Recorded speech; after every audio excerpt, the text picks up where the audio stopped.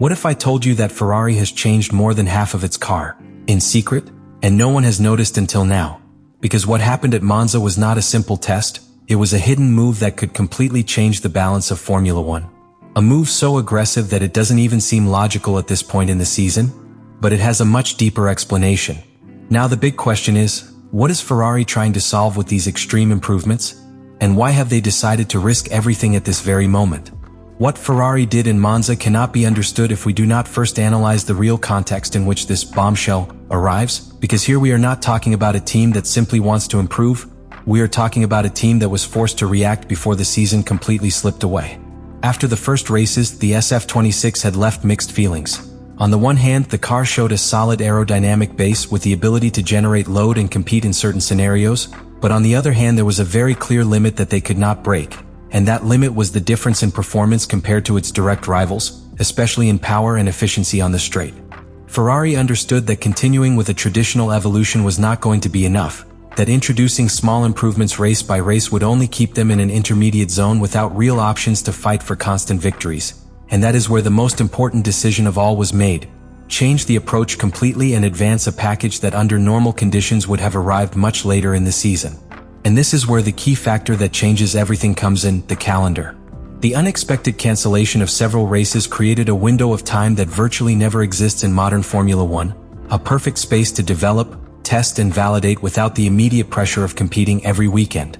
Ferrari did not hesitate for a second to take advantage of this opportunity, organizing an intensive testing program that included different circuits and specific objectives, but with a very clear final destination: Monza. This entire process was not improvised, it was a perfectly structured offensive where each test fulfilled a specific function within the overall development of the car, preparing the ground for what was finally going to be revealed on this filming day. Now, what is really shocking is not only that Ferrari decided to advance improvements, but the magnitude of them. When from within the team they talk about a transformation of more than 50% of the car, they are not exaggerating or using a flashy phrase, they are describing a profound structural change, something that completely breaks with the usual logic of evolution in Formula One. This implies that the SF26 that took to the track in Monza was not a simple evolution of the previous car, it was practically a new conceptual version, a direct attempt to redefine its weak points without waiting for a new season. And this, in such a tight championship, is an extremely risky bet because not only can you gain performance, you can also lose everything if something does not work as expected. That is why the choice of Monza makes even more sense within this initial act. It is not just a fast circuit, it is the ideal setting to highlight any weakness of the car. Long straights expose aerodynamic efficiency, violent braking tests the stability and resistance of components, and each fast corner requires perfect balance that forgives no mistakes. Ferrari took its package there because it needed immediate and forceful answers. It needed to know if this new concept was viable under the most extreme conditions possible, and above all if it could sustain the level of demand that had failed in previous moments of the season. And in the midst of all this, there is a detail that further elevates the importance of this act: the way in which they managed the test. It was not a simple symbolic shoot, it was a millimeter execution where each pilot fulfilled a specific role, where each kilometer was planned and where absolutely nothing was left to chance. This leaves us with a very clear conclusion. Ferrari did not go to Monza to test if the improvements worked, they went to confirm that they were ready to compete. And when a team gets to that point, it means that what comes next can completely change the course of the season. If you really want to understand what parts of the car they changed, why this package is so extreme, and where the real performance leap that Ferrari is looking for is, the next act is where everything fits. But we'll develop that when you ask me to expand on it. Because when we talk about a transformation of more than 50% of the car, we are not talking about isolated parts, we are talking about a complete reconfiguration of the concept. Ferrari did not just touch one area, it attacked multiple fronts at the same time, seeking to root out the limitations they had detected at the beginning of the season. And this is what makes this move extremely dangerous, but also potentially decisive. The first major focus of change is on aerodynamic efficiency on a straight line. Ferrari knew that one of their biggest problems was that, although they generated good cornering power, they were losing too much time in high-speed sections to rivals like Mercedes. This forced constant compromises in the car's configuration. Either they were good in corners or they were competitive on the straight, but they couldn't have both. This new package seeks precisely to break that negative balance, redesigning key areas of airflow to reduce drag without sacrificing load. It's not a minor tweak, it's a direct attempt to change the aerodynamic DNA of the car. But of course, when you reduce aerodynamic resistance, you automatically enter dangerous terrain. You lose stability. And this is where the second block of changes comes in, probably just as important as the first. Ferrari worked on stability under braking and in fast corners, areas where the car had shown clear weaknesses under pressure. Monza, with its extreme braking and high-speed direction changes, was the perfect laboratory to validate whether these solutions really worked in extreme conditions. If the car was able to stay stable there, it meant that the overall balance had improved in a real way, not just in simulations. Now, there is a third element that connects all this and that often goes unnoticed, but which is absolutely key: the structural reliability of the package.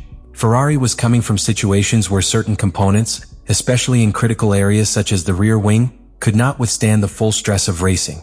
This new concept not only had to be faster, it had to be stronger. That's why this test at Monza was not simply to measure times, it was to check if the car could survive its own potential. Because there's no point in gaining performance if you can't maintain it for a full race. And this is where everything fits into the team's overall strategy. Ferrari is not developing this car thinking about progressive improvements, it is trying to make a leap that will allow it to suddenly close the gap with its rivals. It is a bet that completely breaks with the conservative logic that teams usually follow in this phase of the championship. They are bringing the future of the car forward to the present, taking the risk that something won't work, but hoping that, if it does, the impact will be immediate. This leaves us with a very clear reading. Ferrari does not rely on gradual growth to compete for the championship, it needs a radical change, and this package is exactly that. And the most important thing of all is that we have not yet reached the key point. Because the next act is where we analyze what results this test left, what real feelings they had within the team, and why everything indicates that this movement can shake up the grid sooner than many imagine. But we will develop that when you ask me to expand the next block. And now we reach the point where all this movement stops being theory and begins to become a real threat for the rest of the grid. Because Ferrari's real goal at Monza wasn't simply to test new parts, it was to get a definitive answer. Can this car change the course of the season immediately? And everything surrounding this test indicates that, at least internally, the sensations have been positive enough to activate the next step without hesitation. There were no leaks of serious problems, there were no signs of regression. And in Formula One, silence is often the clearest clue that something has worked. This is key to understand well because Ferrari is not in an experimentation phase, it is in an execution phase. If this package had not met the minimum expectations, the team would have stopped its introduction or even rethought part of the concept. But everything indicates the opposite. Monza was the definitive filter, the most demanding test, and the SF26 left there with the green light to make the jump to competition. And this is where the real impact on the season comes in. This type of upgrade is not designed to give you a tenth, it is designed to aggressively close the gap. Ferrari knows exactly where it was losing time, it knows what areas it needed to correct, and this package attacks precisely those critical points. If the data collected at Monza is replicated under race conditions, we are talking about an immediate change in the hierarchy, not a progressive improvement. But there is something even more important, something that completely defines this final act: the timing factor. Everything is aligned so that this package arrives at the exact moment, just before a phase of the calendar where the differences between teams tend to consolidate. Ferrari does not want to adapt to the championship. It wants to get ahead of it. He wants to strike before his rivals can react, force them to respond under pressure, and change the psychological dynamic within the paddock. Because in Formula One you not only compete on the track, you also compete in development. And when one team introduces such a radical package, the rest are forced to make decisions, go their own way or try to react to something they didn't expect. Ferrari is looking for precisely that, to dislodge its rivals, break the normal pace of evolution and force a scenario where they have the initiative. This leads us to a direct and blunt conclusion. If this package works as expected, Ferrari will not only improve, it will become a serious problem for everyone.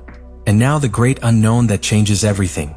Will this bombshell be enough to really stand up to the dominators? Or are we facing a risk that can turn against them if something fails under pressure? Because what Ferrari has done at Monza has no middle ground. Either it launches them into the fight for the championship, or it can further complicate their season. Whenever you want, we expand the following block and analyze the direct consequences in the first races where this package comes into action.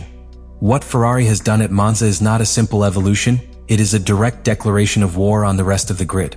We are not facing a conventional package of improvements, we are facing a clear attempt to change the destiny of an entire season in a single movement, advancing development, taking risks and breaking with the usual logic of Formula One.